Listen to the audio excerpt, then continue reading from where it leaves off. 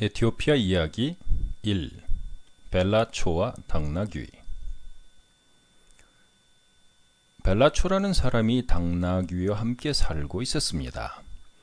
당나귀는 주인의 말을 잘 들었고 꽤 열심히 일을 했습니다. 주인은 당나귀를 칭찬하며 늘 함께 다니고 많은 일을 시켰습니다. 시장에도 함께 가고 방앗간에도 함께 다녔습니다. 주인은 성실히 일하는 당나귀를 무척 좋아했습니다. 주인에게 충성을 다하는 당나귀였지만 흐르는 세월을 막을 수는 없었습니다. 늙은 당나귀는 더 이상 일을 할 수 없었고 주인은 당나귀를 어떻게 처리할까 고민하였습니다. 에티오피아에서 당나귀 고기를 먹는다는 것은 상상할 수 없는 일입니다. 에티오피아 사람들은 구약 성경의 전통에 따라 소, 양, 그리고 염소 이외에는 다른 짐승을 절대로 먹지 않기 때문입니다. 벨라초는 당나귀를 먼 곳에다가 버리기로 마음을 먹었습니다. 하지만 만약에 당나귀를 숲속에 버린다 할지라도 마을 사람들이 이 당나귀를 벨라초의 것이라고 금방 알아보고 집으로 데려다 줄 것이 뻔하였습니다.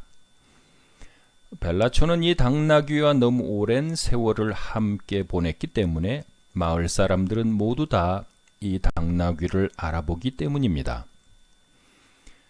당나귀의 목숨을 자신의 손으로 끊는다는 것은 차마 할 수 없는 일이었습니다. 오랜 세월 동안 너무나도 정이 많이 들었기 때문에 불쌍한 생각이 들었습니다.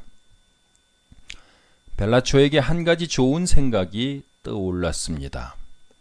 큰 구덩이를 파고 당나귀를 그 속에 집어넣은 후 땅에 파묻기로 마음을 먹었습니다. 벨라초는 구덩이를 파기 시작했습니다. 넓고도 깊은 구덩이였습니다. 당나귀가 충분히 들어갈 수 있을 정도로 큰 구덩이를 땀을 뻘뻘 흘리면서 파내려 갔습니다. 구덩이가 완성된 후에 벨라초는 당나귀를 그 구덩이 속으로 밀어 넣었습니다.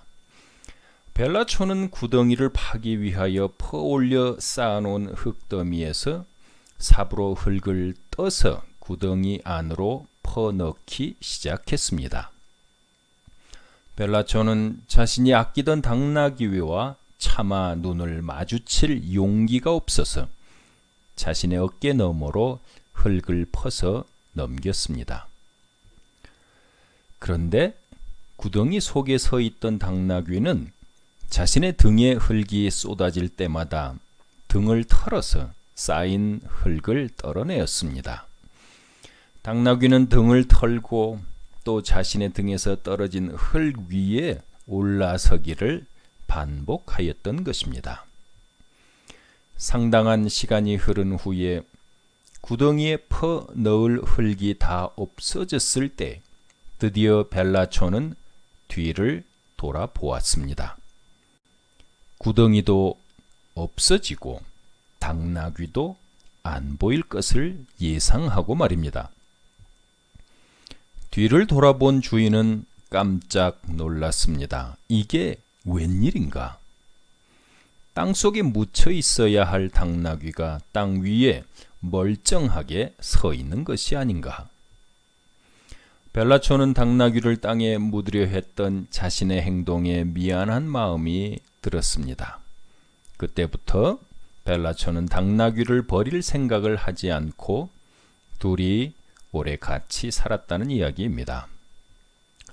에티오피아 사람들은 이 이야기에서 다음과 같은 교훈을 얻는다고 합니다. 인생을 살다 보면 많은 문제들을 만나게 됩니다. 그 문제들은 등 위에 쏟아지는 흙과 같아서 그냥 지고 살아가면 결국 그 흙에 눌려서 파묻히고 말 것입니다. 하지만 당나귀가 등 위에 쏟아지는 흙을 떨어버린 것처럼 인생의 문제들을 털어버리고 그 위에 올라서면 언젠가는 구덩이 밖으로 나올 수 있다는 것입니다. 등에 짐을 지고 살 것인가? 짐을 털어버리고 자유롭게 살 것인가? 예수님은 수고하고 무거운 짐진 자들을 오라고 부르십니다. 예수님께 나아가면 우리의 짐을 대신 지시고 우리를 자유롭게 하십니다. 우리는 예수님께 짐을 맡김으로 등에 쌓인 흙을 털어낼 수 있습니다.